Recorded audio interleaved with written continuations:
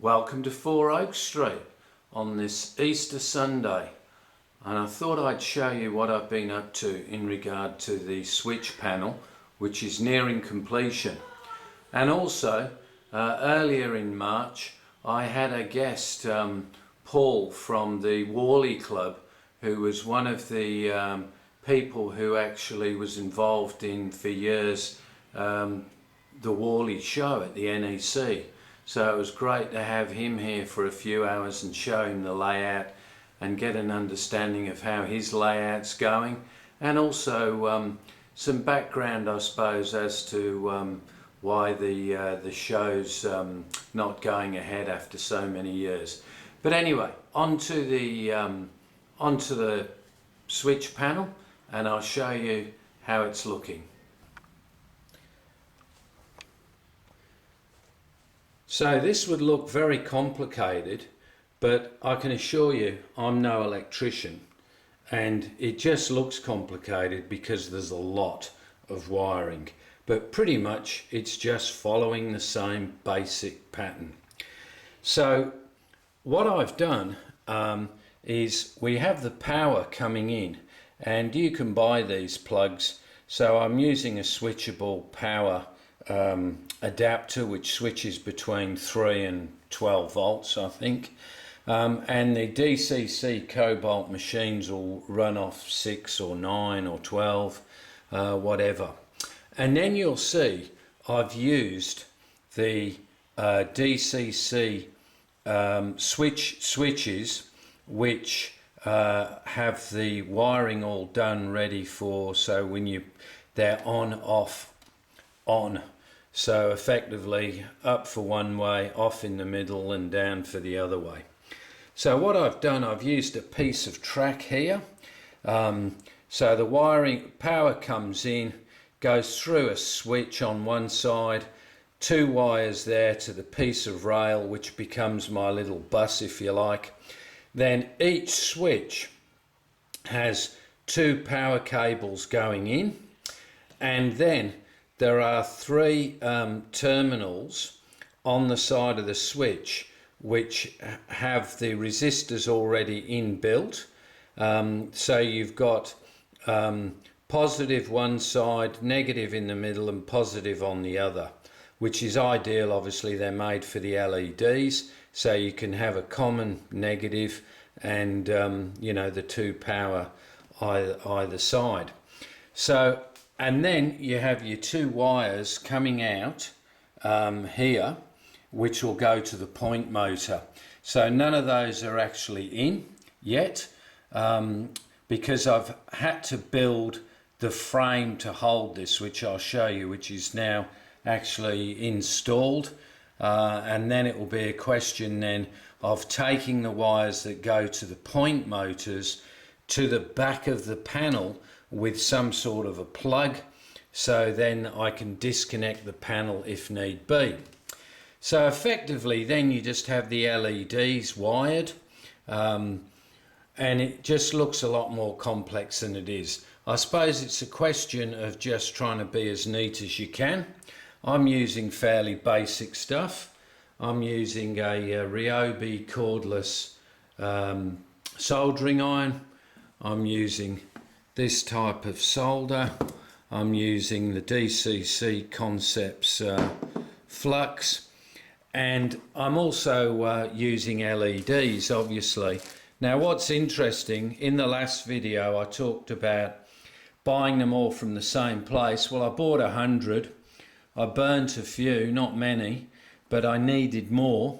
So from exactly the same place I ordered another 25, and would you believe, when I tried to fit them in the last couple of days, just 2 more rows to do, and they were actually a different colour, so they weren't the same green, they were more like a yellow, and they were dimmer. So luckily I did a bit of hunting around and I found some that I'd got that were spares from the other panel. So this is what it looks like from the back. So let's have a look now what it looks like from the front. And the power switch here, which I'll throw, and basically the lights come on based on the routes. So just to give you a bit of an idea of the logic on the two passing loops, you switch it one way, switch it the other way. Where I've got the crossover here, there is actually nothing thrown on the one side. Looks like I actually have a bit of an issue there, so I'll have to go back and check that. On the crossover to the yard, you can see that if you throw it one way, you get the lights on the other, and so on and so on. So here's your little crossovers. So effectively, that's how it works. So you can see that. So that's pretty much it. Now, interestingly enough, I'm using IP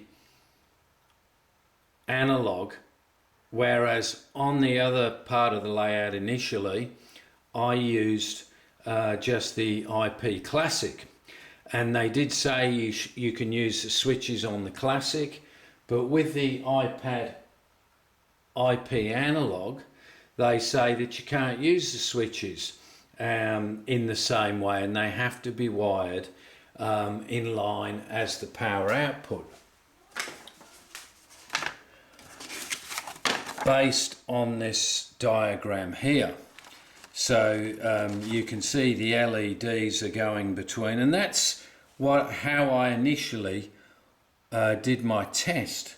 But anyway, going back to it, I wired them up in the same way I had the IP Classic, and wired 2 points in, and sure enough, worked perfectly. So I'm not sure what's happened there, but it just made wiring of my panel a little easier, because it's the way I wired it last time. So I'll just switch this round. So it meant instead of having to wire the LEDs from coming out towards the point motor, I was able to use the three bits on the side here, like I'd done in the last panel. So now let's have a quick look at where it's going to be installed and how I built that, which is effectively the same way that I built the last one. And I looked at it and procrastinated and eventually just got going with it. So here it is, all set up.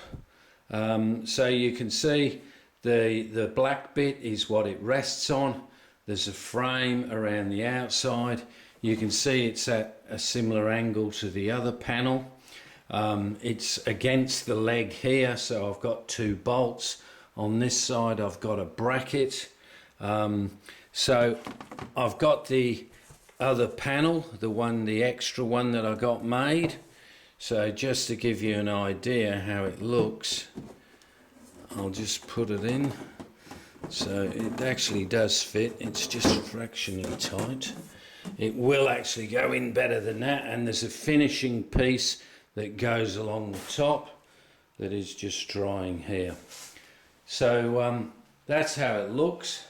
I chose to put it in this area because I thought standing here it gives me the option then of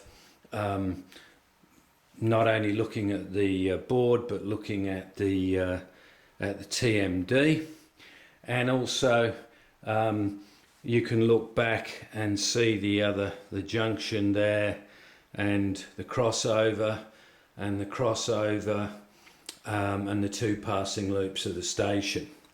So quite a few of the points, well, a big chunk of them will be in pairs.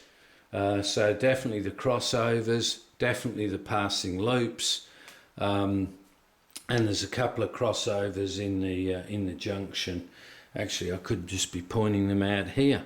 Crossover there, crossover there, crossover there, crossover there, and the 2 passing loops.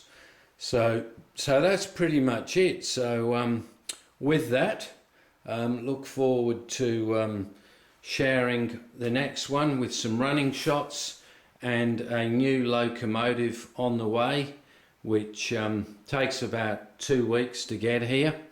So quite excited to be getting that, and looking forward to it arriving. So with that, wish you all for the rest of your Easter. Have a great time. See you soon. Bye.